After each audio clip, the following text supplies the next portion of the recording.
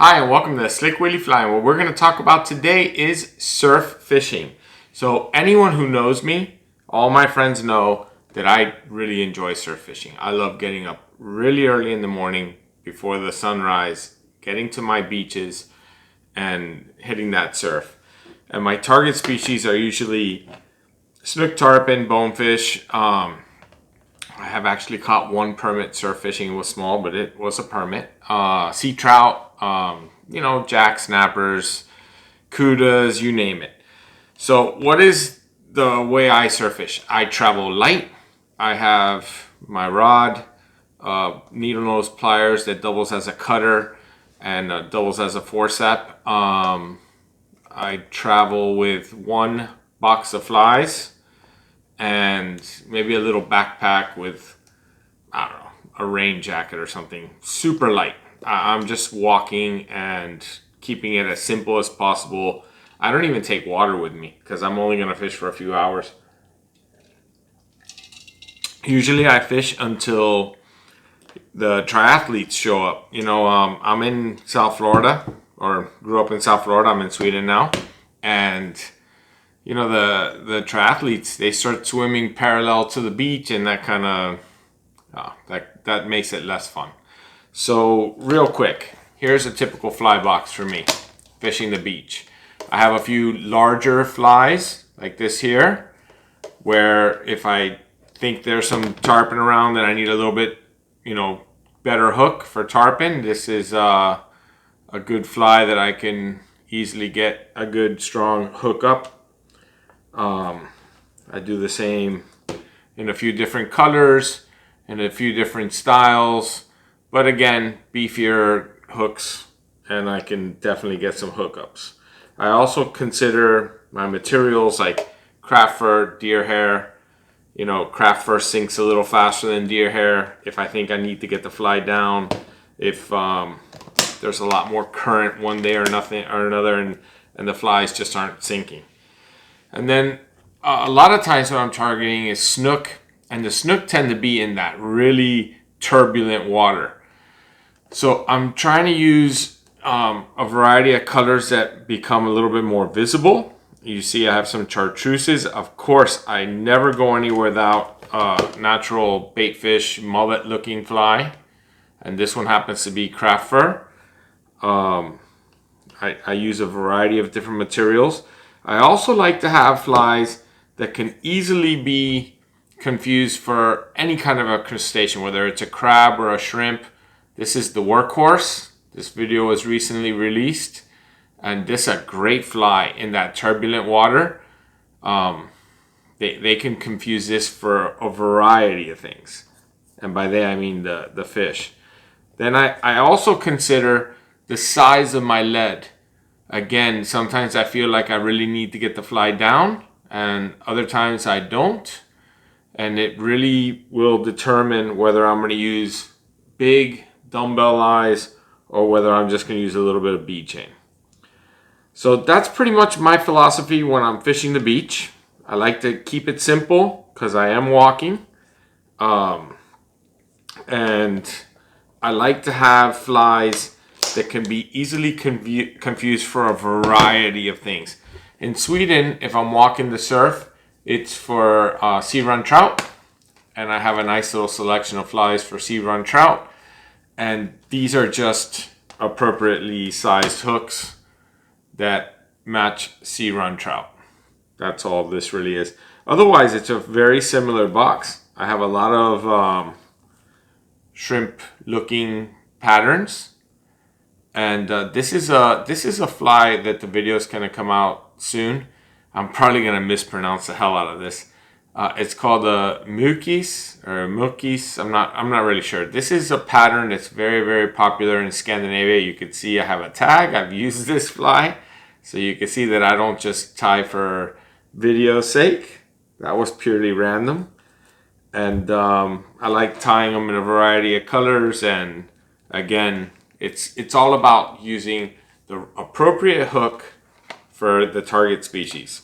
So I think that, just to make this video a little bit more cool, I think that we should tie up something a little bit kind of something that can easily be confused for anything. This is a good fly. I'm going to tie it a smaller variant, and maybe I use similar colors, and just tie something that would be maybe a size 2 size hook, maybe a size 4, and a little bit smaller. You know, easily will still catch a 20-pound snook or, you know, a 1-pound sea trout. So that's the beauty of surf fishing, that there's so many different species and it can be so much fun. And let's do it. So I'm gonna go ahead and change the camera angle. I don't have any materials out. I haven't decided what fly I'm gonna tie. I do have a cocktail, but we'll get into the materials right away. The hook that I started is an Umpqua. It's the XS 420 size 4. I'm using 140 denier Ultra in this fluorescent yellow. I'm going to use, for my tail, I'm going to use this fin Racoon in this light olive, which I think looks awesome. I'm going to use Sparkle Brush in yellow, so I guess we're going to be calling this a Sparkle Shrimp or a Sparkle Crab or something. I'm going to use one strand of Pearl Krystal Flash, and I'm going to use these fluorescent Chartreuse silly legs. I guess they're not fluorescent, they're just Chartreuse with little black flakes. Alright, so the first thing I'm going to put on is dumbbell eyes. For dumbbell eyes, I have these very small, they're called twin eyes in 4mm. And I want the fly to sink, but obviously I showed you a previous one that I tied very similar, and I had larger dumbbell eyes. And that's the whole thing about my fly boxes, is I try to have a little variation so that I have something for different situations. I want to travel light. This is for walking the beach.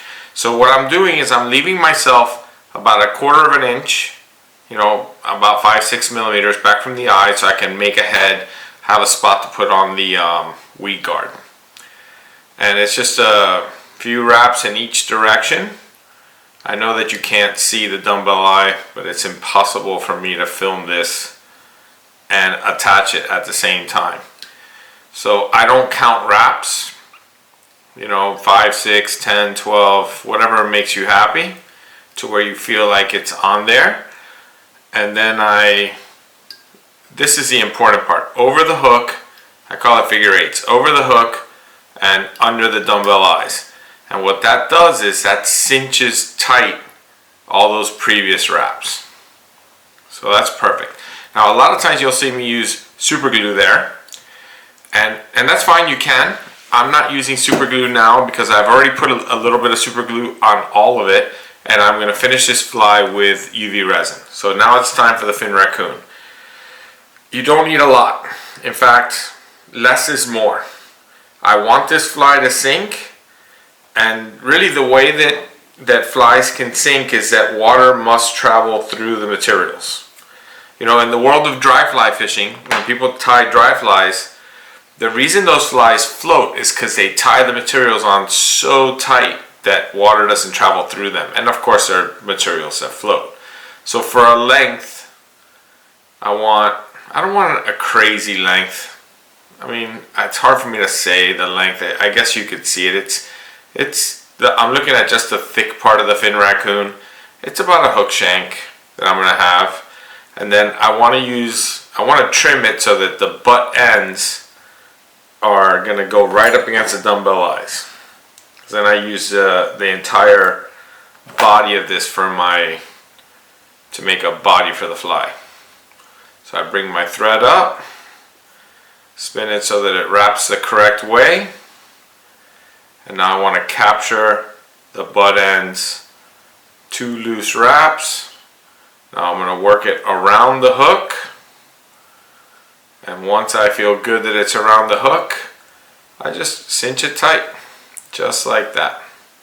Now, on the previous fly that I showed you, that was similar to this, I had used some shrimp eyes. I'm not going to use shrimp eyes on this one. You can. It literally makes the fly better if you use shrimp eyes. I just feeling a little lazy right now. As crazy as that sounds. And I don't have shrimp eyes out. So we're going without them. So the next material is going to be a little bit of Krystal Flash. One strand is plenty. And I pulled out two, so I'm going to take one and put one to the side because really truly one strand is plenty. And I'm going to fold that in half, and then I'm going to fold it in half again. That looks about centered. And all I'm going to do is I'm going to put this on the thread, keeping in mind that this fly will ride hook side up. I'm going to attach this to more or less the bottom as best as I can. And once I have it on there, now I can distribute. So half of it will go to the far side.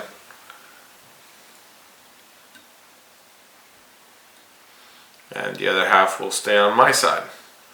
And once I have that distributed, I just make sure that I lock it all nice and tight, just like that. Carefully, not grabbing the hook point like I just did.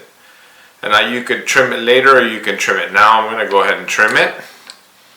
And for a Krystal Flash length, I'm going to grab all of them together. And I'm going to trim them just longer than the fin raccoon. And I think that came out pretty darn good.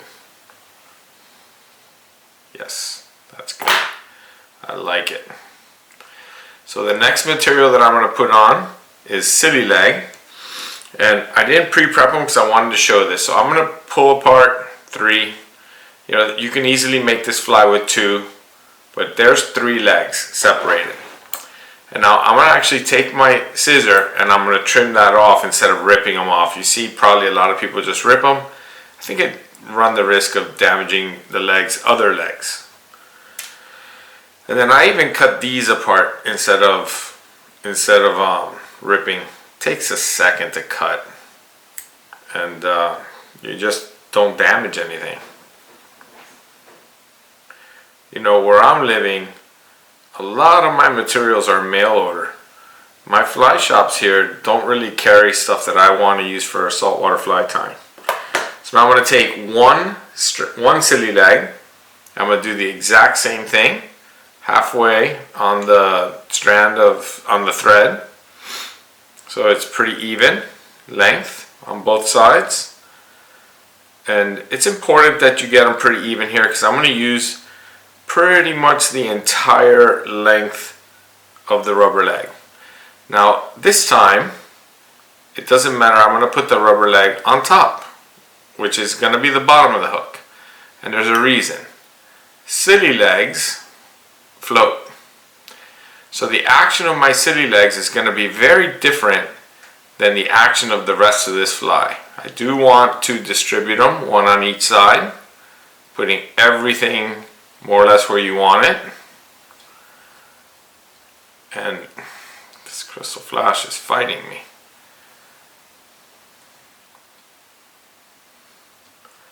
And wrap that in tight. Now I have a piece of sparkle brush. Might not be enough, but I think it might. I'm going to go ahead and give it a shot. Hopefully this is enough for this fly. And I'm going to go ahead and tie this in right now. Now, carefully drawing back all the fibers. I'm going to give this probably a wrap and a half, at most 2 turns. So I got to get my thread out of the way first. So a wrap and a half, 2 turns at most. Keeping everything back. 1. Probably going to do a full wrap. 2. Keeping everything back just like we said. Bring my thread back forward. I always go under the eyes when I do stuff like that. And now I'm just going to quickly capture that so it doesn't unwrap. Get my next silly leg.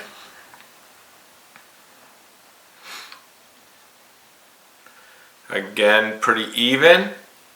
Right on top. 1 to each side after they're captured. they tend to naturally pick their own side, I find. And lock those in. Get my thread out of the way. This is such an easy fly. Again, a lot of times it's easier to just get that first wrap going with your fingers, so that the legs and the crystal flash and everything just stays right where you want it. A lot of times I don't use the rotary function at all when I'm using silly legs, because they just tend to go bananas. So you saw 2 wraps, capturing, get my thread out of the way, or the brush, I'm sorry, out of the way. Last set of legs, evenly as possible, right in there. Now we're going to divide them so they sit where they're supposed to sit. And now that's using up the last little bit of this sparkle brush.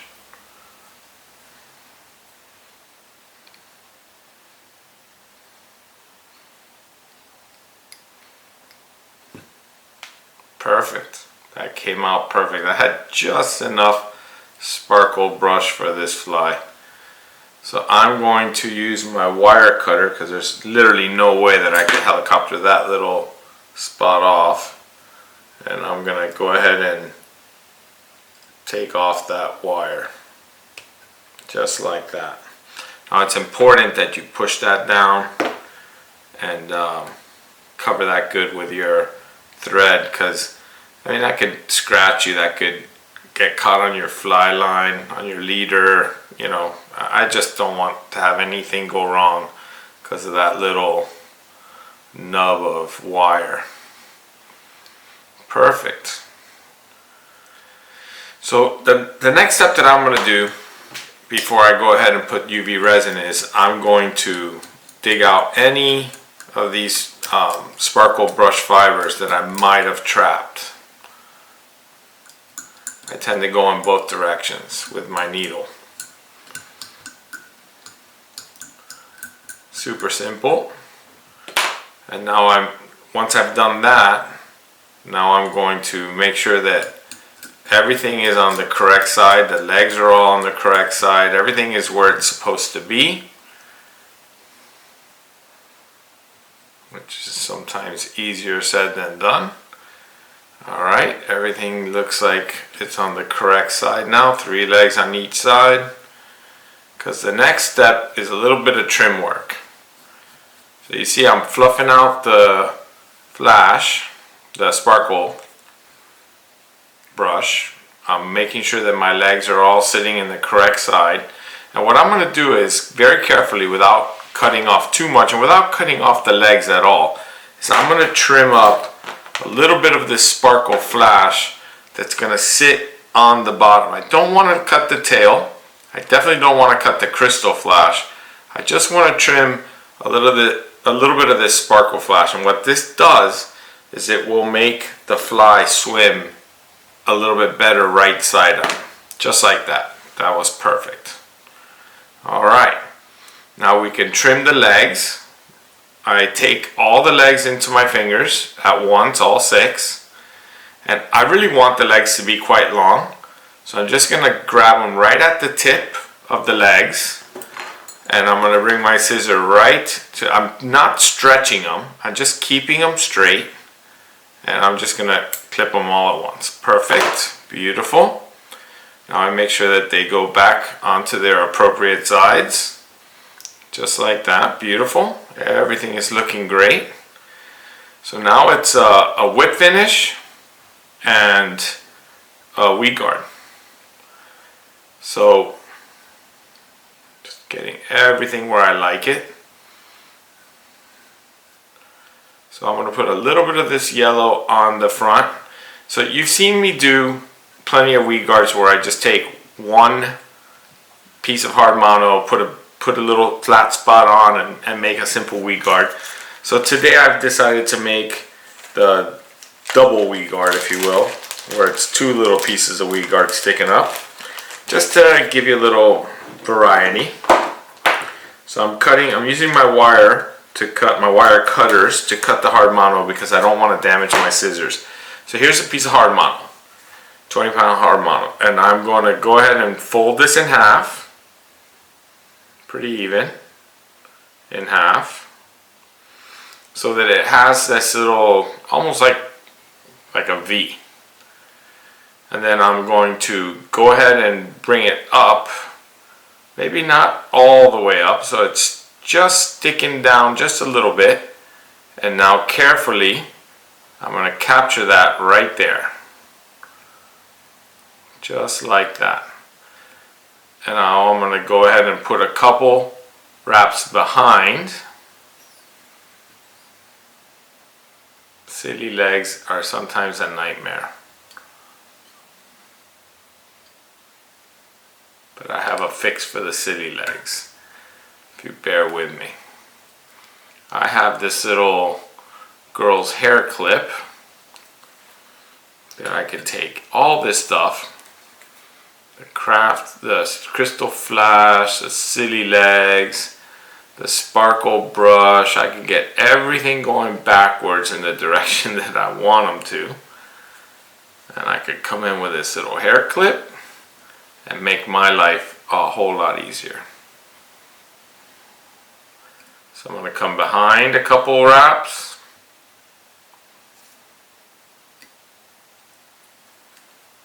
And in front, and now of course we're going to divide up the legs and go a couple wraps in between.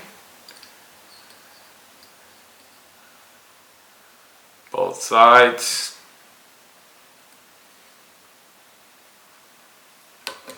And now what you do is you use your fingers and you just draw that whole thing up nice and hard, and look at that. She lays perfect. Nice and solid. Exactly where you want them. Really hard, well attached. No problems, they're not going to go anywhere. Actually, it's easy to do. I think it's a lot easier to do than it is to show on the video.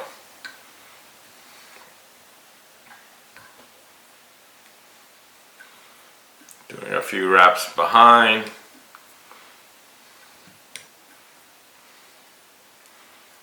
I like it. I like the way they look. They look great. Alright, so now it's just a whip finish. And I'm going to go ahead and use my whip finish tool. I know a lot of people like doing it with their hands, and that's fine. I could do it with my hands, but I just think that I make a lot more, I think my whip finishes come out a lot nicer when I use the tool. Don't really need a second whip finish, but because I am using UV resin. But there it is anyway, just makes it a little tougher. Alright, so now for the UV resin.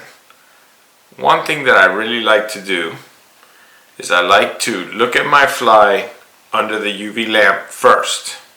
See if there's any fibers that I definitely think I need to trim or just get them out of the way. I think I have one right here that's just gotta get out of the way. Got somehow trapped up in there. Okay, that looks better.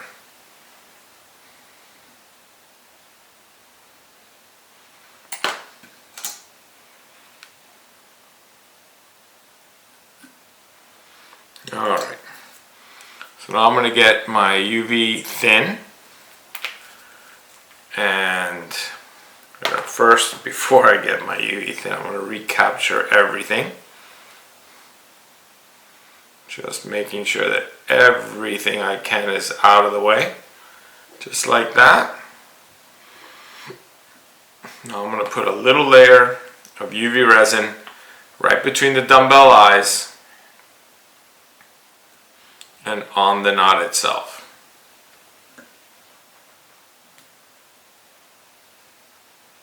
Super simple, not in any rush. Going to use gravity here to make sure that this comes out really exactly the way I want it. You see one little hair sticking out.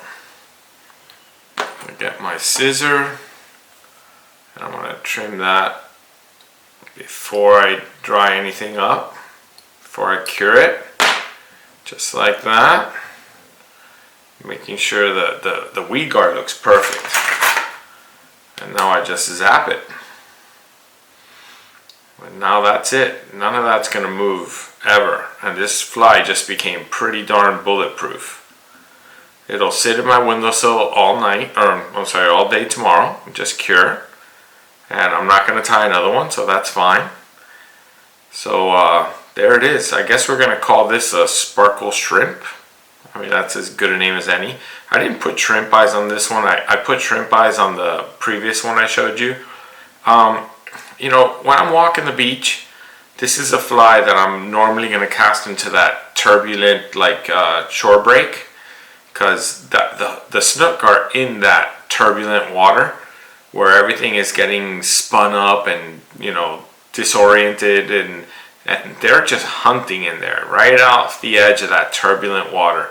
So while I'm a big fan of details, and I love normally putting a lot of details in my flies, I think that the silly legs and the fin raccoon and that little bit of sparkle is enough for this fly. I don't really think that the eyes are going to make that big a deal. So so yeah, there it is, the Sparkle Shrimp. Hey, so there it is. I don't know, I guess we're going to call this the Sparkle Shrimp or the Sparkle Crab or Sparkle something, because I use a sparkle brush. This is a great fly for walking the beach. This is definitely going in my little surf fishing fly box. Don't forget to hit the like and subscribe. Don't forget to look for Slick Willie on Instagram. Thank you for watching. Hope you enjoyed. Awesome fly. This is literally 3 materials. I've got 4 if you count the Krystal flash. You know, I mean, this is a great, super easy, super beginner tie. Great fly. See you on the next video.